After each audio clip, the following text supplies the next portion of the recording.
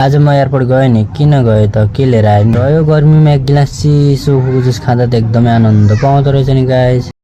Hello गाइजहरु, आयो तपाईहरु सन्चै हुनुहुन्छ होला, म पनि एकदमै सन्चै छु। यो बिरानो सहरमा कसको लाएर कहाँ गए त म भिडियोलाई लास्टसम्म हेर्नु होला। ट्याक्सी चढेर म चाहिँ लागे राजा। भित्र भने अति नै गर्मी थियो, टाउको भने बाहिर निकाले। 5-10 मिनेटको यात्रापछि म पुगे राजा। देख्न सक्नुहुन्छ राजाको एयरपोर्ट जाने गेट। त्यसपछि फेरि रिक्सा चढेर एकैछिनमा पुगे र अङ्कललाई पनि एकैछिनमा भेटिहाले। उहाँ चाहिँ मेरो गाउँको छिमेकी अङ्कल हुनुहुन्छ। कल गरेर बोलाउनु भएको थियो सानो कामले। देख्न सक्नुहुन्छ नेपालगञ्जको एयरपोर्ट। यो चाहिँ थोरै खिचेको, पछाडि सब देखाउँछु अहिले। सामान भने तौल गरेर लग्नु पर्दो रहेछ। सामान धेरै भयो भने लग्न दिँदैन अरे त। मलाई त थाहा पनि थिएन। त्यो त छोड्नु, जीवनको पहिलो पटक एयरपोर्ट आएको। त्यहाँभित्र चिसो बस्नलाई एकदम आनन्द थियो। मलाई त घर नगएर यहीँ बसौँ जस्तो लागिरहेको थियो। यो गर्मीमा यहाँ बस्दा एकदम आनन्द हो। यो चाहिँ चुको प्लेनमा लिनु मिल्दैन अरे, त्यही भएर म लिन आएको थिएँ। अब भने म लिएर घर जानु पर्छ। यो नेपालगञ्ज एयरपोर्टको वरिपरिको भ्यू हो, देख्न सक्नुहुन्छ गाइजहरु। जो कि एकदमै खतरा र सफा र सुन्दर थियो। मलाई पनि एकदमै खतरा लाग्यो यो भ्यू देखेर। हजुरहरूलाई कस्तो लाग्यो कमेन्ट नगर्नु, किनभने म यति धेरैको रिप्लाई दिन सक्दिनँ। भन्ने दिन कहिले होला लाइक मात्रै गरिदिनु। त्यसपछि म ब्याक भएर यस्तो गर्मीमा कोइन्छ भनेर रिक्सा चढेँ। एकदमै धेरै गर्मी भएको कारणले म लागे जुस पसल अर्डर पनि